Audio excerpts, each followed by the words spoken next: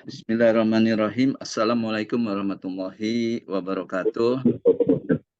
Waalaikumsalam warahmatullahi wabarakatuh.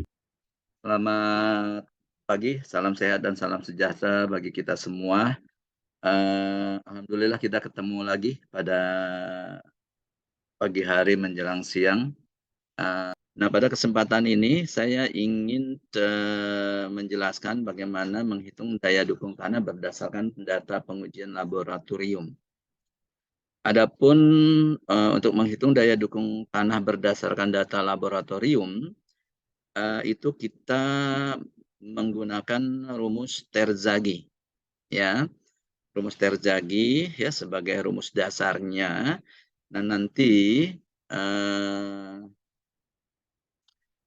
dari rumus Terzaghi ini, ya, karena adanya keterbatasan dari rumus Terzaghi, kita akan modifikasi, akan kita kembangkan dengan menggunakan faktor koreksi terhadap Hansen, ya, dan kemudian kita juga akan membahas bagaimana jika bebannya ada eksentrisitasnya, ya, atau bebannya tidak sentris. Kemudian yang ketiga adalah bagaimana kalau Terzaghi ini dikembangkan jika ada muka air tanahnya, begitu ya. Nah, coba saya share dulu. Saya ingin share screen, ya.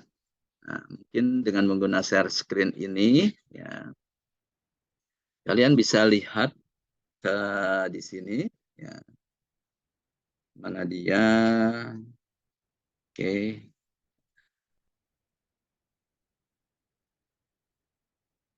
sebentar saya share screen dulu ya. Share screen. Baik.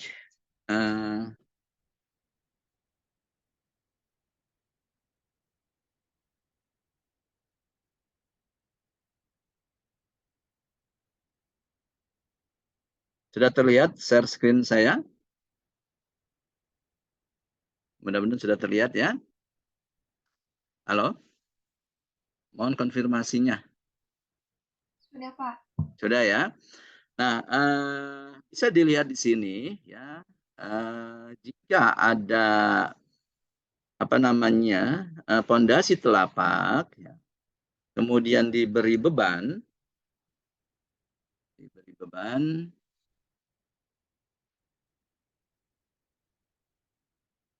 di sini ada yang saya katakan ada beban apa? Beban tumpuan, ya, di mana tumpuan itu bisa berupa ada gaya vertikal atau reaksi vertikal, kemudian reaksi horizontal, dan tentunya ada momen yang menahan, ya, itu tergantung tumpuannya ini apa.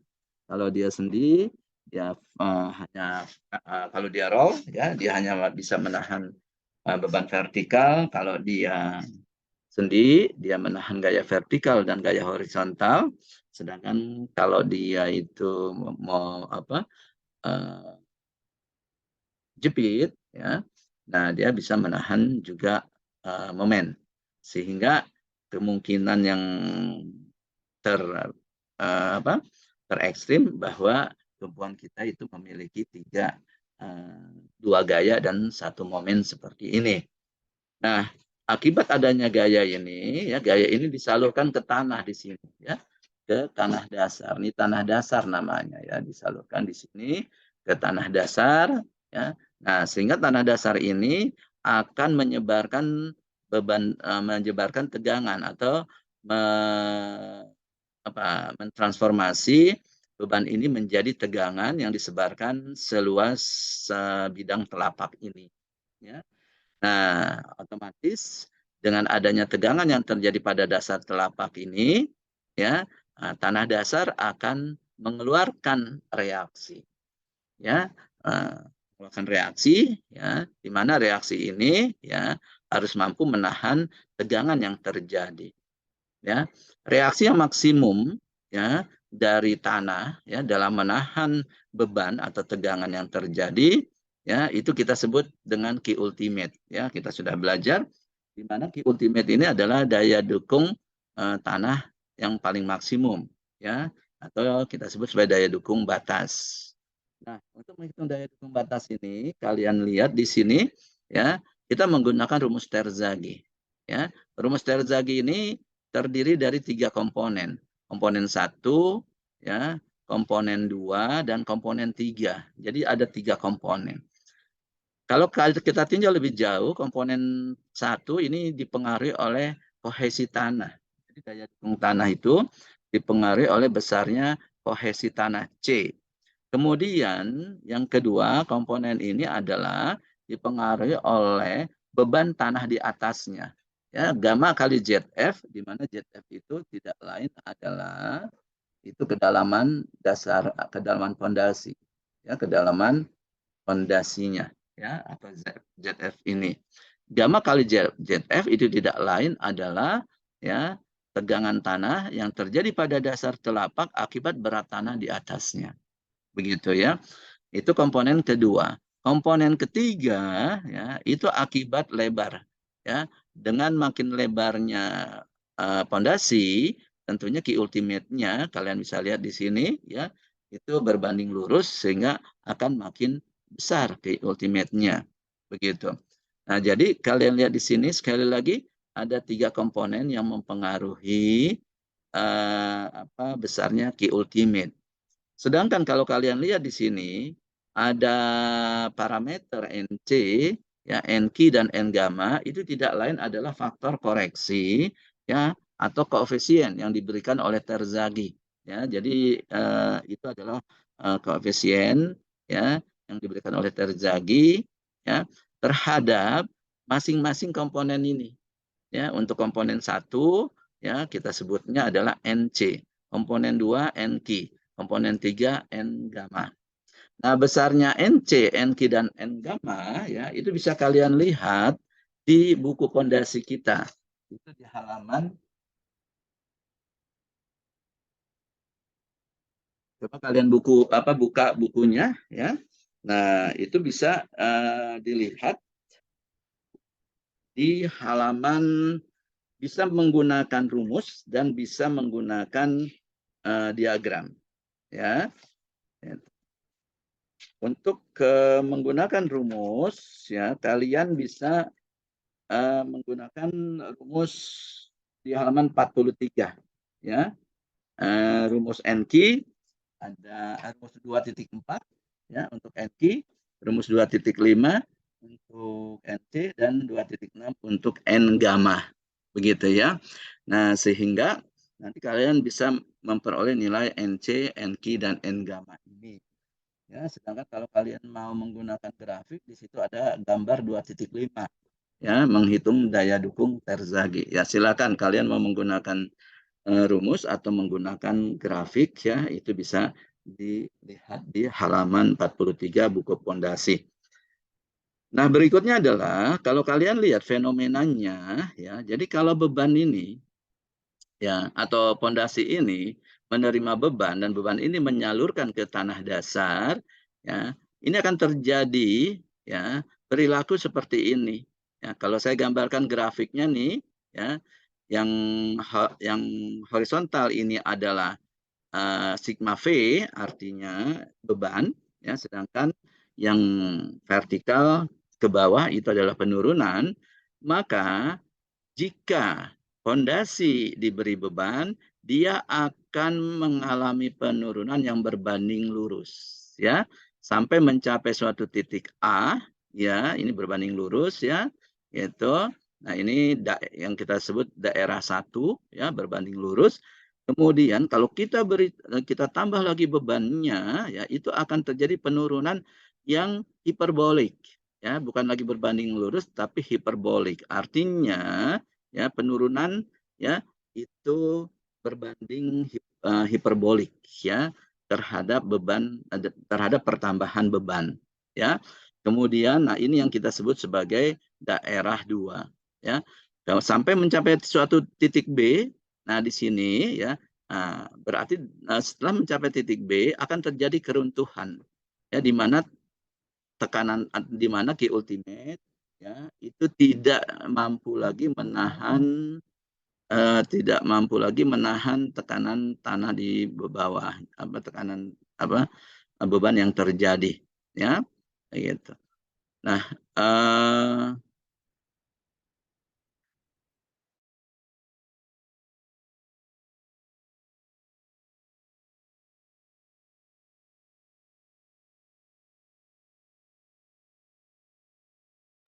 ya oke. Jadi perilakunya adalah seperti ini. Nah, bagaimana sih kalau ini kita sebenarnya ya yang kita gambarkan melalui perilaku ya, melalui grafik ini itu bisa dilihat perilakunya yang terjadi sebenarnya adalah di bawah dasar telapak itu saya gambarkan di gambar yang sebelah kiri ini, ya. Lihat di sini, ya, kalau pondasi telapak diberi beban sigma V, ya, tadi ya tanah dasar akan mengalami pemadatan. Dengan adanya pemadatan berarti terjadi penurunan. Tanah mengalami konsolidasi. Begitu. Ini yang di daerah 1 nih, ya. Daerah 1. Tapi tanah yang mengalami pemadatan ini ya bentuknya adalah berbentuk segitiga seperti ini, ya. Gitu, ya. Nah, seperti ini. Kemudian kalau beban sigma V ditambah lagi ya atau ditambah terus ya, maka ya daerah yang segitiga ini ya daerah 1 ini itu akan bergerak ke samping, baik ke kanan maupun ke kiri. Ya, ke samping ya sehingga ini akan mengalami penurunan. Ya, fondasi akan mengalami penurunan. Kenapa? Tanah dasarnya akan mulai bergerak ke samping kiri maupun ke samping kanan. Nah, ini adalah daerah 2. Ya, jadi daerah 2 nih ya akan tertekan ya, itu tertekan ya, kemudian terus lagi sampai ke daerah 3 ya. Nah, sampai nanti terjadi titik B ya, terjadi keruntuhan. Nah, keruntuhan di sini fenomenanya adalah titik keruntuhan ini apabila lihat di sini ya tanah di permukaan yang di samping ini itu akan terangkat ya, dia akan terangkat. Nah, dengan terangkat ini berarti disitulah mulai terjadi keruntuhan ya. Nah, jadi bayangan kalian ya sekarang kalau kalian membayangkannya bahwa oh pondasi atau tanah itu runtuh, pondasi itu gagal, ya, itu seakan-akan pondasi akan amblas ke dalam tanah ya. Ternyata tidak seperti itu ya. Jadi definisi keruntuhan pada suatu tanah dasar akibat beban yang disalurkan oleh pondasi itu adalah di mana tanah bergerak ke samping sehingga di daerah samping ini akan terangkat. Disitulah definisi dari titik keruntuhan. Nah, bagaimana korelasinya antara fenomena atau perilaku ini yang terjadi yang sebenarnya dengan rumus yang dibuat oleh Terzaghi. Nah, jadi ya lihat di sini Terzaghi mengilustrasikan atau membuat rumus terdiri dari 2 komponen, komponen 1, komponen 2, dan komponen 3. Yang kalian harus camkan adalah ya komponen 1 dan komponen 2 ya, ini adalah pengaruh dari tanah dasar atau lapisan tanah di bawah dasar telapak tuh ya. Ini jadi mulai dasar telapak ke bawah ya ini adalah tanah dasar ya yang disebut ini yang merupakan berpengaruh terhadap komponen 1 dan komponen 2. Jadi kalau kalian ingin memasukkan nilai kohesi ya atau nilai sudut geser di NC kan di NC ini ada sudut geser ya ada parameter sudut geser berarti nilai kohesi dan nilai sudut geser ini itu adalah nilai parameter pada tanah di bawah dasar telapak. Nah, ini tolong dicamkan ya. Ini sangat penting pemahaman ini ya. Sehingga jangan salah pilih. Demikian juga kalau kalian mau memasukkan nilai gamma di sini ya, di mana NQ ini juga ada nilai sudut geser, nilai gamma dan sudut geser yang kalian masukkan di komponen 2 ini adalah nilai gamma dan sudut geser pada lapisan di bawah dasar telapak. Ya. Nah, sehingga di sini saya ilustrasikan bahwa komponen 1 dan maaf ya. Kalau yang kedua itu adalah yang di atas dasar ya, karena tadi saya katakan gamma komponen 2 ini ya itu adalah akibat berat tanah di atasnya ya. Nah, komponen 2 ya. Jadi saya ulang ya. Komponen 2 ini ya sebenarnya parameter gamma dan sudut gesernya adalah lapisan tanah justru di atas dasar telapak. Ini dia ya. Dari dasar telapak sampai ke atas ya, karena komponen 2 ini adalah akibat berat tanah di atasnya. Sedangkan komponen 3 ya, lebar pondasi dan gamma dan sudut geser yang ada di N ini ya, itu kalian ambil dari parameter tanah pada lapisan di bawah dasar telapak. Oke. Nah, jadi kalau kalian mau menggunakan rumus Terzaghi, camkan bahwa komponen 1 dan komponen 3 kalian lihat lapisan tanahnya adalah lapisan tanah di dasar telapak yang berpelan ya. Sedangkan komponen 2 itu adalah lapisan tanah yang berada di atas dasar telapak. Begitu ya. Nah, ini sangat penting ya untuk kalian camkan. Nah, kemudian rumus Terzaghi ini ya ini bisa kita kembangkan di mana biasanya di atas permukaan tanah di sini itu ada beban ya, ada beban merata P ya, beban merata P. Bagaimana pengaruh beban merata P ini ya? Ya tentunya beban merata P ini ya itu berpengaruh hanya terhadap komponen 2 ya, karena dia bekerja sebagai tegangan ya, yang tambahan beban atau tegangan ya, ya pada komponen 2. Sehingga rumusnya kalau ada P ya itu tinggal ditambahkan gamma kali ZF ya. Nah, kalau ini akibat berat tanah sendiri ditambah P. P ini akibat beban merata di atasnya, akibat beban luar intinya ya. Nah, dalam kurung semuanya ini dikalikan dengan faktor koreksi Terzaghi-nya atau koefisien Terzaghi. Begitu ya. Nah, ini. Nah, kemudian pemahaman ya, pemahaman. Nah, lihat di sini ya implementasinya ya. Saya punya contoh di sini ya. Saya punya di bawah dasar telapak ini ya, itu ada 2 lapisan ya. Ya, yang tebalnya H2 dan H3. Ya. Ya, itu. Jadi sampai ke dalam sini H2 dan seterusnya adalah H3. Nah, sedangkan di atasnya ya ada juga 2 lapisan, ada H1 dan H4. Ada lapisan 1, lapisan 2, berarti di sini ada 3 lapisan tanah yang parameternya berbeda, ya. Nah, sekarang bagaimana kita menggunakan rumus Terzaghi ini? Nah, lihat baik-baik di sini, ya. Mungkin yang komponen 1 dulu, ya. Komponen 1 C kali NC komponen 1. Nah, sekarang C-nya gunakan C lapisan tanah yang mana?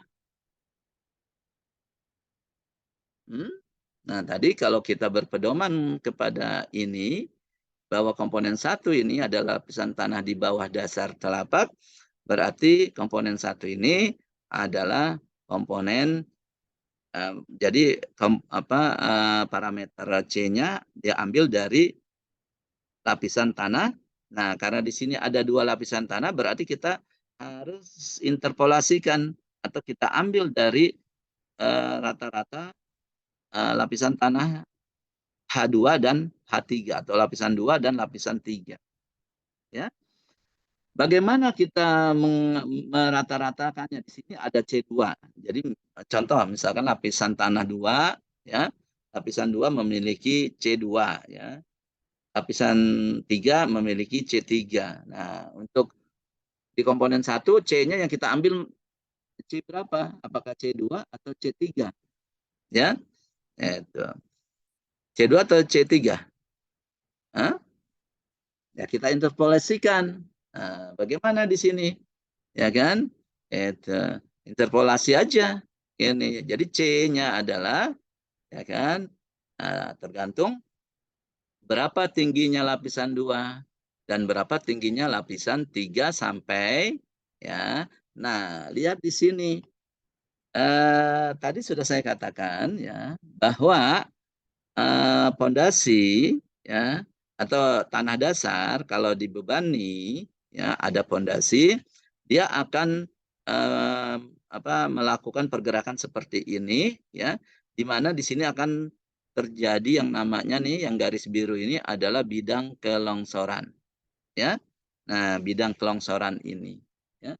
Nah, bidang kelongsoran ini ya lebarnya nih ya dan kedalamannya nih sampai titik ujung di sini ya itu ya, itu bisa kita hitung ya.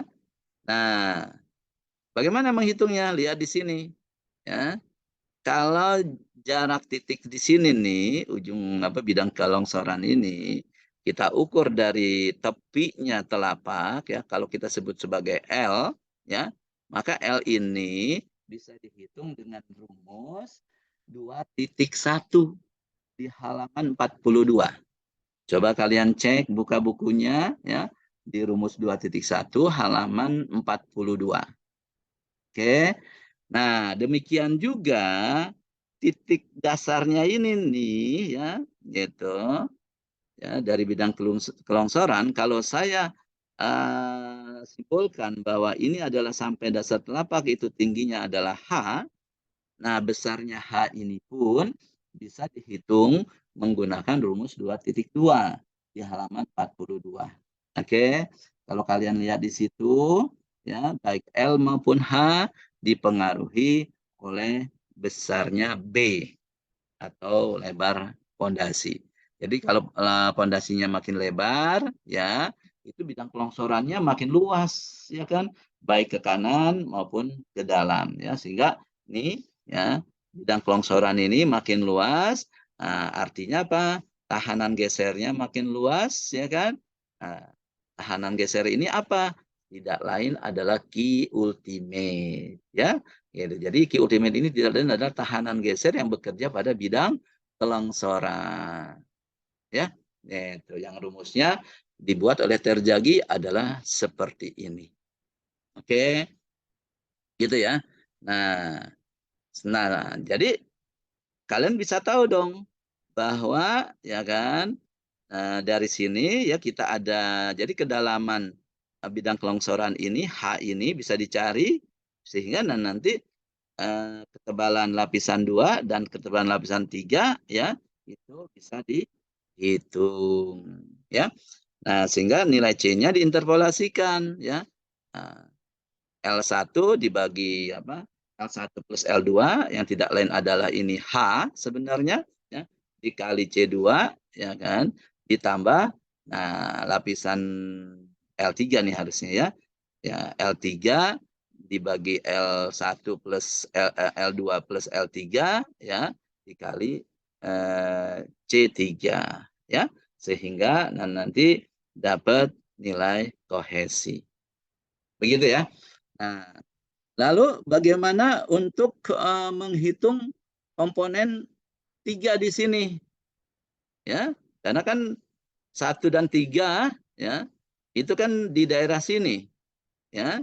Nah, di mana di dasar telapak ini ada 2 lapis pondasi yang berperan, ya. Nah, sama lapisan 3 pun komponen 3 pun ya, nilai gamma dan nilai kohesi yang ada di N ini ya. Nah, itu juga diinterpolasikan seperti yang tadi ya, tergantung ketebalannya. Oke. Nah, kemudian bagaimana yang komponen 2? Nah, komponen 2 ya, kalau lapisannya cuma 1 lapis itu tidak masalah ya, ambil aja nilai gamma dan nilai sudut geser yang ada di lapisan sini ya. Tapi bagaimana kalau lapisannya ada dua nih di sini ya? Ada lapisan 1 dan lapisan 4. Ya, sama ya. Nah, jadi misalkan nilai sudut gesernya pi ya, itu diinterpolasikan ya. Nah, H1 ya dibagi ZF dikali pi1 ya, kemudian H2 ketebalan lapisan 2 dibagi ZF karena ini kan ZF nih ya. Ini adalah ZF. Ya. Nah, ini kedalaman fondasi ini adalah ZF kan gitu ya. Nah, sehingga sehingga nanti dapat nilai sudut geser. Gamma juga demikian ya, analog ini kan di apa namanya? di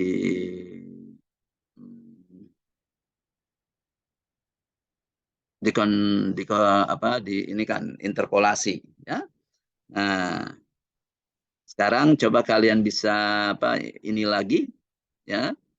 Nah, ini pendalaman ya. Bagaimana kasusnya kalau misalkan kita punya kondisinya adalah seperti ini. Sebelah kiri kita punya ZF-nya 1, di sebelah kanan lebih besar ZF-nya 2, kemudian kita di atasnya punya P1, kemudian di sebelah kanan kita punya P2. Kira-kira ya, Q ultimate-nya mana yang lebih besar? Q ultimate 1K ini yang sebelah kiri ya, atau Q ultimate 2? Bisa jawab nggak?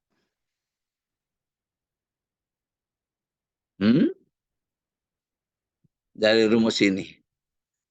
Pada intinya kan cuma melihat komponen 2 nih.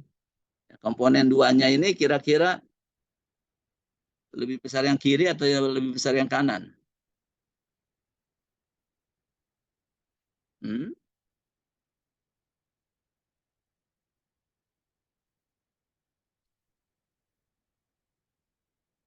Ya, nah, karena di sini besaran P1, ZF1, besaran P-nya dan ZF-nya nominalnya belum diketahui, kita nggak bisa mengatakan yang kiri atau yang kanan ya, walaupun sepintas seakan-akan yang paling besar kanan, yang paling kecil kiri kan, gitu kan. Nah, ini tergantung daripada nilai P-nya ya dan nilai ZF-nya. Atau dengan kata lain, kalian lihat dulu nilai komponen 2, nilai ini nih ya. Itu nilai gamma kali ZF plus P-nya gedean mana? Ya. Kan komponen 2 itu adalah apa? Nah, komponen 2 itu adalah gamma kali ZF plus ZF 1 plus P1 kan gitu ya. Anggap aja gamanya misalkan lapisan tanahnya masih sama ya. Nah, apalagi kalau lapisan tanahnya berbeda ya harus dihitung satu-satu. Ini adalah komponen 2 ya. Ini yang kiri. Nah, kalau kiri ini. Gamma kali ZF1 ditambah P1 berapa? Kemudian kanan ya. Gamma kali ZF2 maaf. Ya, masih dikali N Q ya, berapa? Ini ditambah P2 ya kali kali NQ ini berapa ya, mana yang lebih besar ya. Lalu untuk menghitung Q ultimate ya, yang kita pakai yang lebih besar atau yang lebih kecil untuk menghitung Q ultimate ya? Untuk menghitung Q ultimate nah, kita kan ada dua kondisi ya untuk menghitung Q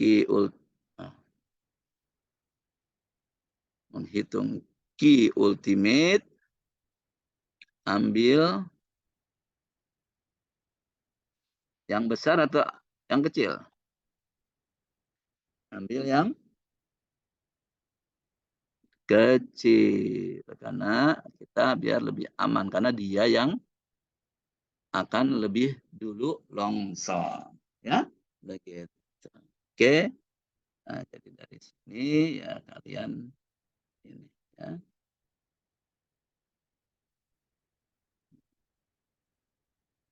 Begitu ya. Untuk menghitung Q ultimate ambil yang kecil. Oke.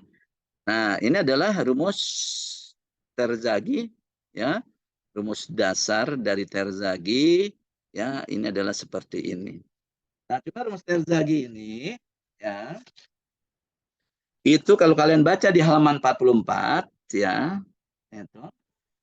itu ada keterbatasannya ya. Jadi rumus Terzaghi ini pertama adalah pondasi telapak menerus dengan dasar telapak rata atau horizontal. Jadi pondasi rumus Terzaghi ini hanya digunakan untuk pondasi telapak menerus.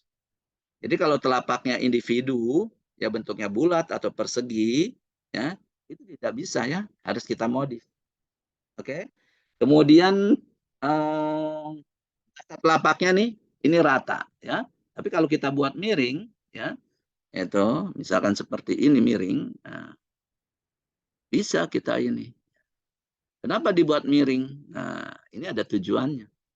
Kalian bisa baca kenapa dibuat miring supaya FK gesernya itu lebih tinggi, lebih besar. Nah, itu pembuktiannya ya, itu bisa dibaca di bab berikutnya di bab 3 ya, yaitu pada saat nanti kita menghitung faktor keamanan terhadap geser ya pada pondasi telapak ya. Kita perlu menggunakan ini ya supaya FK gesernya lebih besar. Nah, kalau dibuat seperti ini itu tidak bisa kita langsung gunakan rumus Terzaghi ini yang ini. Ya, harus dimodif.